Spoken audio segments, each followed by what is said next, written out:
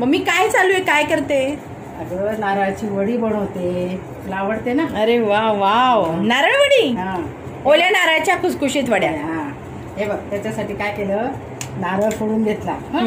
तो हे साल काढून घेतली त्याची. हे बघ, असे साल काढून घ्यायची असते त्याची.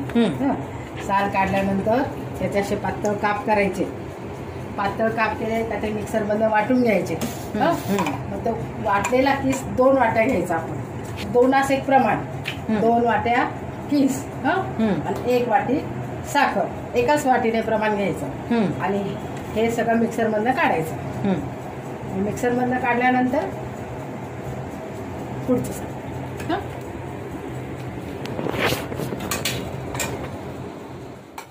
आता हे वाटून घेतलंय ना. आता त्याच्यामध्ये 1 चमचा तूप टाकलं कढईमध्ये आणि हे सगळं मिक्सर आहे ना आपल्याला कढईत टाकायचं. आता अरे वा, कढईत टाकायचं. साखरेचं आणि खोबऱ्याचं, म्हणजे स्मूथ झालं ना ते. हो, मग ते जाड राहिलं ना तर वडा नाही थापल्याला. झालं, खूपच छान. पांढऱ्या शुभ्र वड्या होत आहेत. दिसतच आहे ना पांढऱ्या शुभ्र.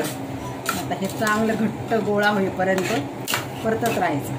ओके, बारीक गॅसवर का? मंद आचेवर, मधलं आचे करत करत असं करायचं. ते जास्त हे केलं का मग तो करपतो ना खाली, मग हो लालसर होईल तो. कमी गॅसवर असं असं करत राहायचं. तसं पूर्ण गोळा होतो. मग तुकडा राहिला थोडासा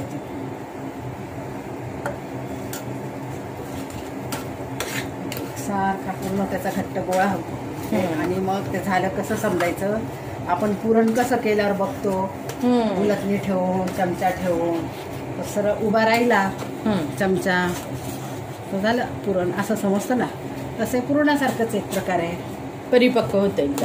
मस्त शिस्त ते. म्हणजे साखरचं पण हे होतं त्याच्यामध्ये, तिथून विरघळून जाते साखर. खोबरं पण शिस्त, म्हणजे कच्चापणा सगळा निघून जातो. पांढरा शुभ्र कलर आलाय मस्त. बघायला पण छान वाटतं. हो, खूपच छान.